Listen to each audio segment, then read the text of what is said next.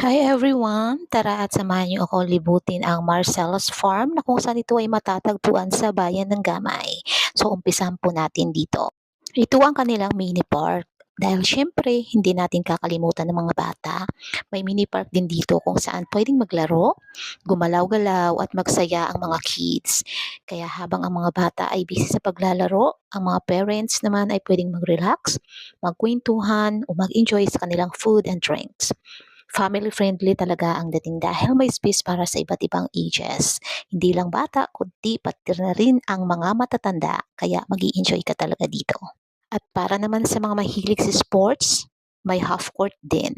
Kaya kung ikaw ay tipong hindi kumpleto ang banding kapag walang basketball, don't you worry, may lugar para sa inyo. Pwedeng maglaro ang magkakaibigan, magkapatid, or kahit mag-family basketball challenge. Kaya dito, hindi lang puro kain at pahinga. May chance din kayong maging active at magkaroon ng konting friendly competition. At syempre, isa sa mga attraction dito sa Marcellus Farm ay ang kanilang swimming pool. Perfect ito para sa mga gustong mag-relax, mag-enjoy at magpalamig kasama ang pamilya at barkada.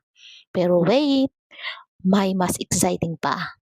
Habang nagsiswimming kayo, pwede ninyo ma-enjoy ang magandang view ng sunset. Imagine mo, nasa pool ka tapos kasama ang family or friends mo. Tapos, habang papalubog ang araw, unti-unting magiging golden ang paligid. Definitely a perfect moment para sa pictures, videos, at syempre, memories na din na hindi madaling makakalimutan. Kaya kung mahilig kayo sa nature at saka peaceful na ambience, siguradong mas ma-appreciate ninyo ang view dito. Minsan, hindi man natin kailangan ng bonggang activities para maging memorable ang isang araw. Minsan, sapat na yung magandang tanawin, malamig na simoy ng hangin, masarap na pagkain at mga taong kasama natin. At dito sa Marcellus Farm, pwede mong maranasan ang simpleng relaxation na deserve mo.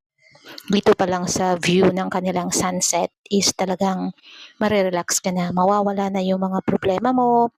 Ang sarap lang isipin na ganito, pagkatapos lumubog ng araw, may panibagong bukas. Kaya tayong lahat ay hindi dapat mawalan ng pag-asa.